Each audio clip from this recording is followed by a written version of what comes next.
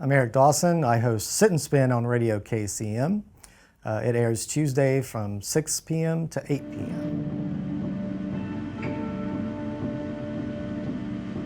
Concept is sort of, it's taken a little bit from a column I used to have in Knoxville Voice. It was called Sit and Spin, where I would play songs for people. They wouldn't know what they were, and they would comment on them.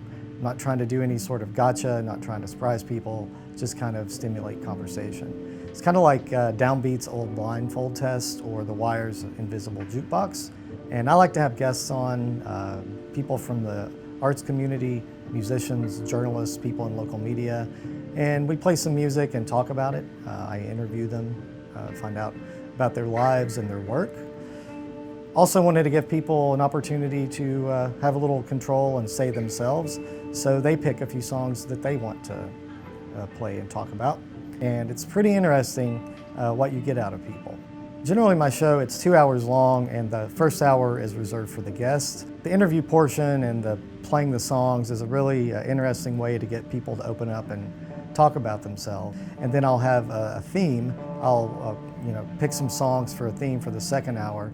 But what's been happening more and more is that the conversations are so interesting and the guests seem to be enjoying themselves that they're hanging out for the second hour, and we're continuing to talk and trade songs, and that's becoming a really interesting part of the show too. So it's kind of evolving. I've been doing it almost a year now, and it's been really fun and interesting to see how it's evolved.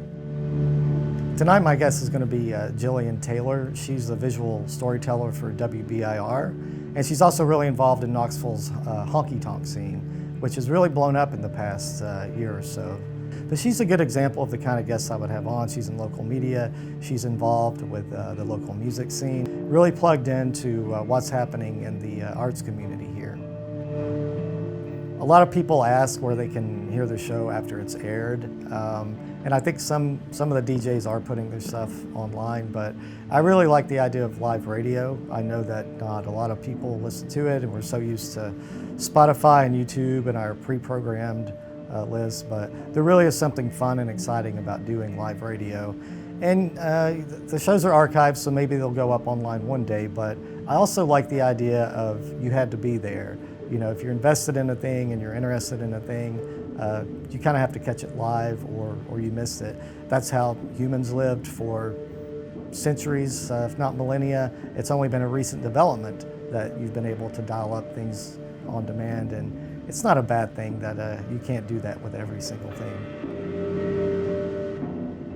I'm a big fan of Knoxville community media. I work over at the East Tennessee History Center with Tennessee Archive Moving Image and Sound. Actually has a lot of the old tapes from community television. So I got really excited when I heard they were starting a radio station. I thought it would be a fun and interesting thing to do, and turns out it has been. It's been great. I think most of the slots are filled. We've got a few dozen producers doing these shows, and it's unlike any other radio station. There's been several independent ones that are great, but I've really been excited and amazed at sort of the interest and the variety of shows that have shown up on RadioKCM. And I like mine. I think it's pretty unique and original and pretty fun.